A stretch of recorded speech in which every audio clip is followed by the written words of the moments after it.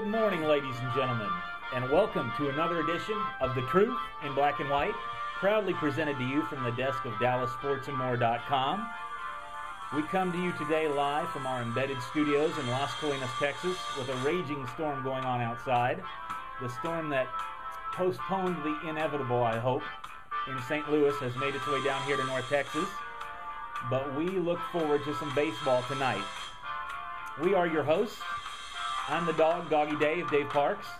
To my left is our keynote speaker, Kevin Keemer Edwards. Kevin, welcome. How's it going, Dave? Did they postpone the inevitable, or what do you think? I'm thinking that they postponed the inevitable. I'm looking for a little ginger ale bath this evening when we're together checking out the World Series in St. Louis this evening. Game 6, huh? Rangers in 6?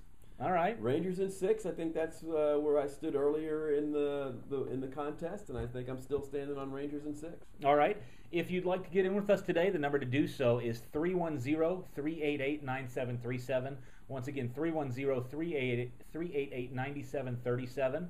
You can get on, talk with us about anything you want. We're going to be Rangers intensive, but we'll let you drive the bus. You can take us where you'd like. We do have a couple sponsors for today that we need to mention. First of all, we have the Michael Group. If you need to buy a home, sell a home, or get a loan, give them a call at 214-566-1530. And the great people there will answer all your questions, hold your hand throughout the whole process, make you feel comfortable. Once again, 214-566-1530. We also have a couple more, I believe, that Kevin's lined up. Sure, we have Verge 379. They are a female apparel shop, but they also sell men's shirts. And by the way, I'm wearing one of the shirts that they rep for. The shop is located in the great Las Colinas area.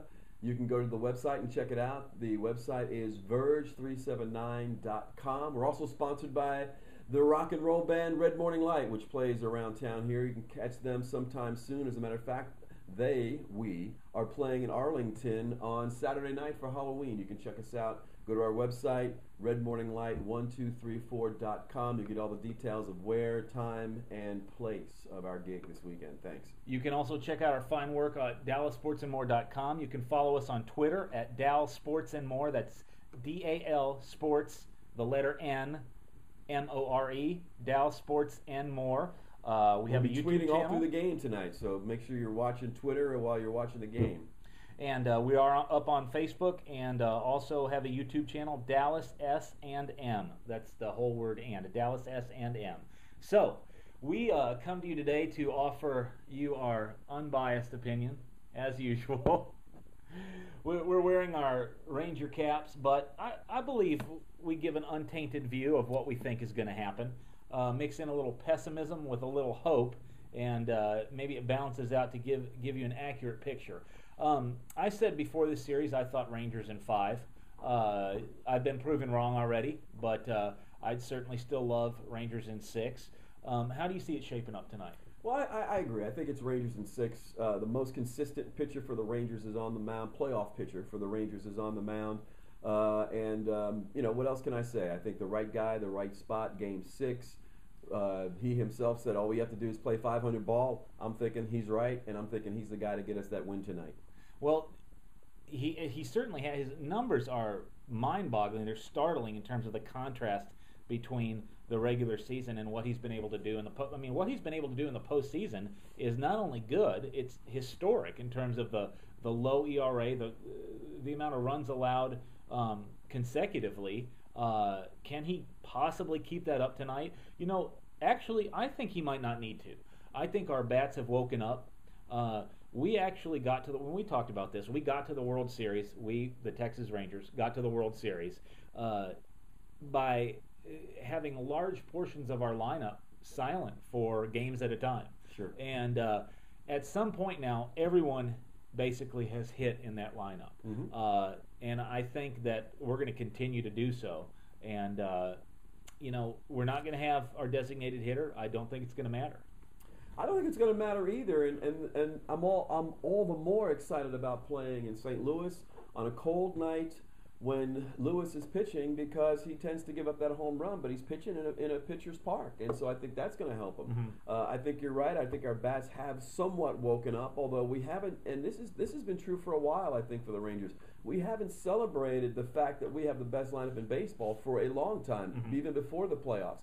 You know, Beltre was down for a while, Gonzalez was down for a while. I don't even know how many games they played together this year, but it really wasn't an overwhelming amount. Yeah. If we can just, if everybody's hitting, you know, Michael Young has been up and down, you know, if everybody's hitting, this thing is over early. You know, what's funny is I saw ESPN or MLB was breaking down a segment. They were doing a segment breaking down on how the Cardinals could handle Mike Napoli.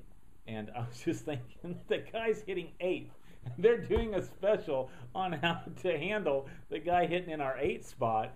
You know you got problems. If you're carrying a team and you're batting in the 8th spot, yeah, the other team's got a lot of problems because, you know, what happened? Just take a look at what happened this last game. Mitch Moreland, a number 9 hitter, has more pop than most number 4 hit, you know, in baseball.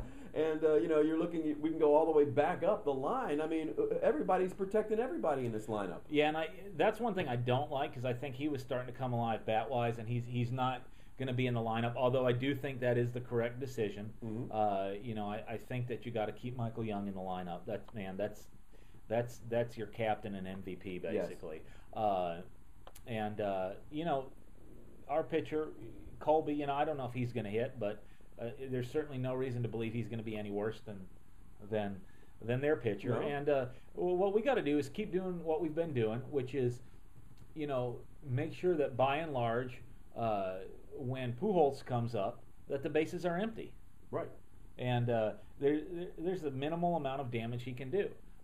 You know, hey, I'll let him have another 3 home run game if they're 3 solo shots and that's all they do. I think it's going to take more than 3 runs to beat us tonight. I agree with you 100%. And the funny thing is they've actually changed their batting order to have more support behind Pujols.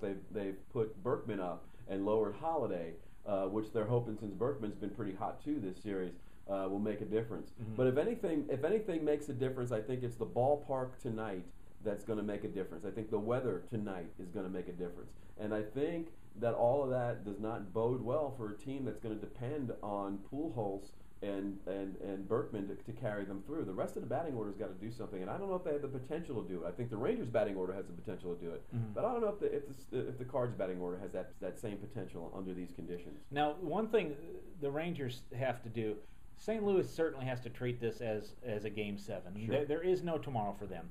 They cannot let a guy take a beating out there on the mound for 5 innings if he doesn't have it. If they have to go to their bullpen in the first or second or third, they have to. Now, one thing that won't happen is, you know, they're talking about pitching Carpenter on 3 days rest tomorrow. Well, he's not going to pitch on 2 days rest today. No. But beyond that, all hands on deck. I think the Rangers need to have that approach a little bit too. We've got Feldman, Ogando, who else in our bullpen ready to go? That, I mean, we've got some quality arms that have been starters in our lineup. I think if Colby falters, you don't let him go too long. No. Yeah. Well, and the bad news about Colby faltering, which is probably the good news about playing in the stadium, is when Colby falters, he gives up a home run. And so it's not like he's going to load the bases, and it's not like he's going to be wild or anything like that. It's hard to pull him in certain situations because he just doesn't. He's always consistent until he throws that one bad pitch and somebody takes it out on him. Yeah, the thing is that what he's been able to limit is that giving up that dinger has not come after he's walked 2 people and hit a batter. Exactly. So far more damage is done when you've walked a couple people, hit a batter, given up a home run, and you're adding 20 or 30 pitches to your pitch total, not to mention the 3 or 4 extra runs. So let me ask you about the Cardinals' strategy pitching, but both their strategy and our strategy going into a potential Game 7. By all indications, they're going to pitch Carpenter, to which you say, bring it on. I say bring it on. He doesn't scare me. He's not Lincecum of last year. We roughed him up for 2-3 runs in the first game we played against him. He wasn't lights out against us. The game 4 when he pitched, we took him out and he lost the game. Same thing. We roughed him up with a couple of runs. He's not the lock that you might think he is. And on 3 days rest, he might not even on 3 days rest with the pressure of the series on him. Might not be the closer type starter that you want for this series. And see, he does scare me, if nothing else, because he's got that ability. He's a horse. He's an ace. He's got the mentality, and I just fear that becoming the story of what a dogged, determined, courageous story, pitching on 3 days rest. In Game 7, you can rest in the off season. I don't want to see that happen. I want to end this tonight. Mm-hmm. I want to end this tonight. I want to end it tonight, but either way, I'm very confident in the Rangers pulling this thing out. And now, ironically, we have the other side of that equation, which could prove to be very delicious, is Ron Washington yet again gets a chance to make a decision that's going to be extremely scrutinized. And that is, if they go to Game 7, he has said, even since the rainout was declared, the game was postponed, that game is Matty Harrison's to start. Right. Now, you would have Holland, your hottest pitcher, your guy in your lineup, in your rotation with the best stuff, you would have him on normal rest. Now you're saying you don't want your best pitcher on normal rest. I know he's prone to inconsistency and he's young. Oh, he's not much younger than Harrison. He's 25, but I understand what you're saying. But to me, the way I look at it is, the Rangers are in a much. How does this sound to you? Harrison goes 3. Ogando goes 3. Feldman goes 3. Yeah. Okay. Yeah. And then Holland goes 3. So what you're saying? Yeah. You know what I'm saying? It's like, I'm thinking we got 4 guys that can go pitch 3 innings quality. Okay, quality. I'm not too worried about it. I think our bullpen is built for just these 2 games right here. I understand that Carpenter's a hoss, and the only thing that makes him a hoss is the fact that he can go a lot of innings. Is he going to go a lot of innings in this game? If he does, fine for us. You mean in Game 7? In Game 7. Yeah. That's fine for us because we've got a lot of innings. They've got a lot of innings invested in Carpenter. We got a lot of innings that we can invest in our bullpen and do the work. And like I said earlier, if Colby goes 6 tonight, if Colby goes 6 tonight, Feldman can come in, Ogando can come in for 2, Adams for 1, and close it out with Feliz. Yeah, we can do that. Well, I mean, that's not even situational. That's just straight up. And if it goes to Game 7, Carpenter, he better go 9 because if he doesn't. We've gotten to their closer already, their closer, non-closer. Mm-hmm. We've gotten to their bullpen. I hope their phones are working. Yeah. Either way. He better go 9 because if he doesn't go 9 and the game's within a couple runs, we still have a shot. Now, at that point, you're talking about coming to bat in the 9th inning of Game 7 of the World Series. But, he's got his work cut out for him tomorrow. They have their work cut out for them. Yes, and the Rangers now... Every spot in our lineup that was dormant has basically at least gotten a hit or 2 where they're not just riding a horrendous slump. I don't know. Did Gentry get a hit yet? Yeah. Did he? Okay. Well, got a major one. Okay. Well, either way, we'll worry about Game 7 if it happens. Tonight, boy, and it's so hard to predict because one night you have 14-6. Team that scores 14 the next night can't even get 3 hits. They're limited to 2 hits. So prognosticating and predicting, it makes you look kind of foolish.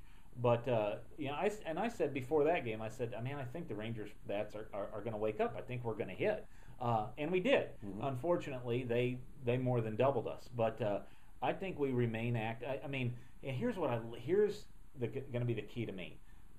Their crafty lefty is going tonight, who really, really wreaked havoc with us the first time.